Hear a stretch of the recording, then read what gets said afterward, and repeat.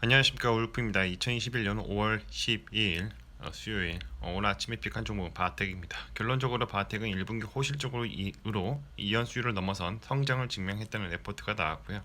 주가 추세상 추세 유지 30선 돌파 추가 상승을 기대합니다. 투자 아이디어입니다. 사람들이 별로 관심이 없다고 생각하는 종목이지만 인생을 살면서 꼭 한 번은 써보는 기기, 바로 이제 치과에서는 꼭 보게 되는 장비입니다. 5포인트 셀 포인트입니다. 주가 추세상 30선 돌파 후에 추가 상승을 기대하는 흐름을 보여주고 있고요. 일단 차트를 보면 파란색 선에서 반등을 한 다음에 그 이후로 쭉 오르다가 최근에 30선을 다시 재돌파하면서 더욱 추세 상승을 기대할 수 있겠다라는 생각을 했습니다. 오늘 좀 올라줬어요. 그래서 바텍 같은 경우에는 하나금투에서 정민구님께서 자료를 올려주셨고, 영업이익을 105% 이상 시현을 했다. 1분기 호실적 수출 지역에서의 빠른 영업 회복과 지역 확장 효과를 이끌었고, 2분기에도 주요 지역의 성장을 통한 분기별 최대 실적을 시현할 전망이다.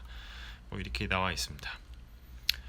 중국을 포함한 아시아, 북미, 유럽 주요 모든 지역에서의 고른 성장이 일어났으며, 유럽 지역은 전분기 전년 동기 대비 71.9%의 증가한 매출액 214억을 시현하며 전사적 외형 성장을 주도했다. 이런 내용이 핵심으로 꼽을 수 있겠습니다.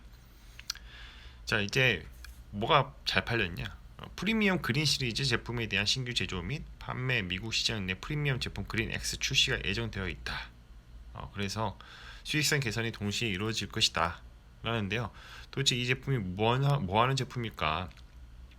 자, 이 뭐하는 회사인지 봐야겠죠. 치과 가면 엑스레이 CT 찍는데 그거 만드는 회사입니다. 우리가 뭐 잡으세요, 이빨 꽉 깨물, 뭐 무세요 해가지고 기계가 쫘라락 3D로 돌면서 나의 치아 상태를 촬영하는 거죠. 이 기계가 최근에 저도 써봤어요.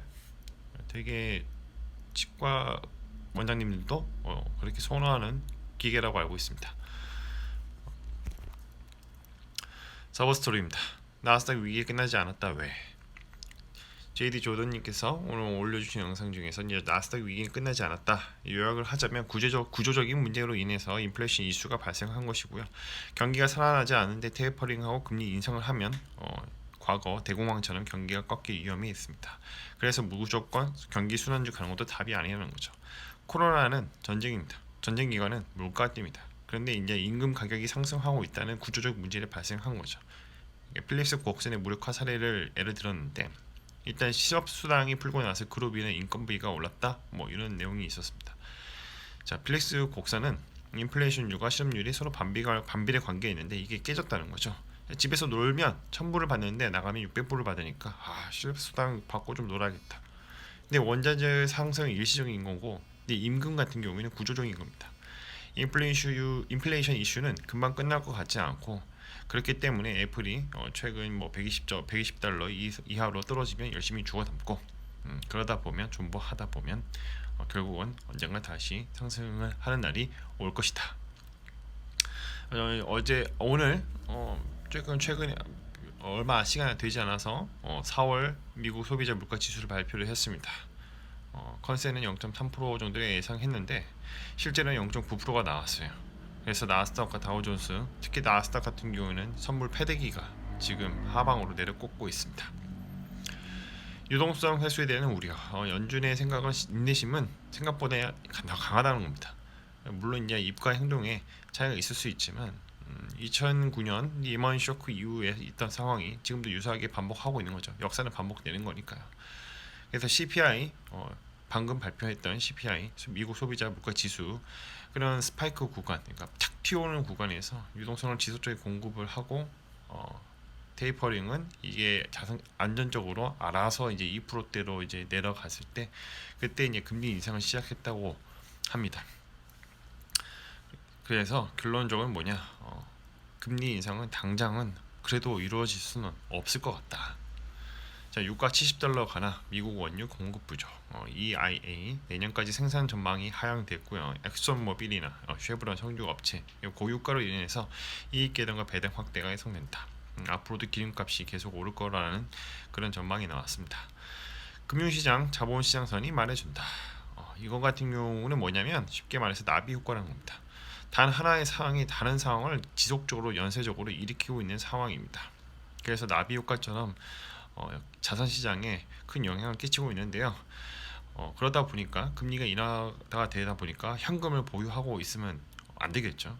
그렇기 때문에 저 같은 개인 투자자든 다른 투자든 어떤 시장 참여자들이 다른 투자 대안을 찾아서 투자하는 사례가 많아지는 겁니다.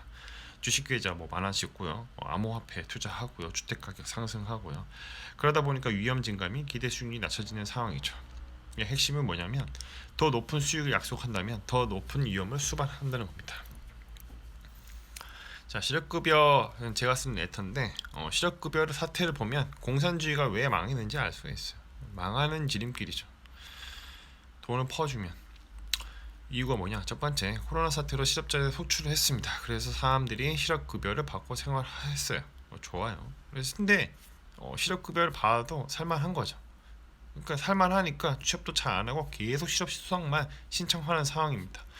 물론 기업 입장에서도 고용 확대를 잘 안 하는 부분도 있긴 하지만 이거는 아주 결정적인 부분은 아니라는 거죠. 왜 말씀 이전에도 $1,000 받을 수 있는 건데 일에서 나가서 또 일을 하면 몸 쓰면서 일하면 $600 받는 거, 실업수당 청구하면서 $1,000 받아가면서 편하게 살자, 그런 주의죠.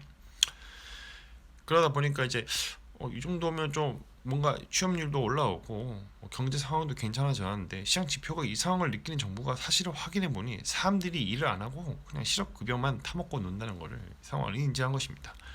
좀 더 면밀하게 살펴보니까 지금의 현장에서는 사람들이 없어서 생산도 안 되고 그렇다 보니까 공급도 잘 이루어지지 않고 이런 문제가 발생한 거죠. 아까 지금 말씀드렸던 그런 나비 효과의 또 다른 사례라고 보시면 됩니다. 퍼줬더니 놀더라. 놀았더니 사람들이 경제활동 참여를 안 하더니 그 수요에 따른 공급을 제때 못 하더라. 그러니까 물가가 계속 오르더라. 그래서 결국 바이든이 칼을 꺼냈습니다. 취업 거부하면 돈 안 준다. 결론, 돈 존나 퍼주면 도덕적 해이가 발생합니다. 자, 마무리하겠습니다.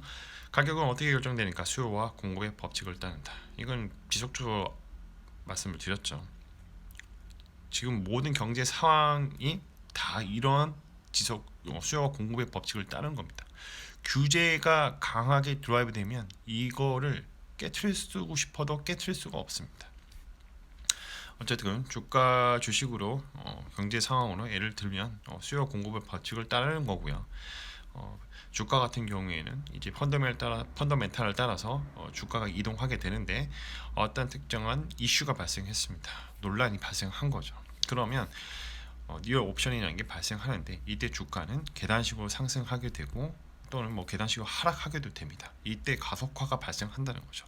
가격이 바뀌면 생각이 또 바뀌게 되었습니다. 이때가 뉴욕 옵션 가치가 최대치이고요. 그러다 보니까 누군가는 매도할 것이고 누군가는 매수할 것입니다. 주가의 흐름은 결국은 펀더멘털로 수렴하게 되고 이를 리얼 옵션 만기라고 합니다. 모든 가격은 시간에 종속되어 있고 이 세상에는 영원한 것은 없습니다. 그리고 역사는 반복됩니다. 자, 오늘은 바텍에 대해서 말씀드려봤고요. 1분기 호실적으로 이연 수요를 넘어선 성장을 증명했다. 앞으로도 좋을 것이다. 그리고 투자 아이디어로는 치과에서 꼭 보게 되는 장비, 한 번 이상은 인생에 살면서 한 번 이상은 반드시 쓰는 장비죠. 주가 추세상 추세 유지 30선을 돌파하면서 추가 상승을 기대하는 부분입니다. 컨텐츠가 좋았다면 구독과 좋아요, 알람 설정 부탁드립니다. 오늘도 감사드립니다.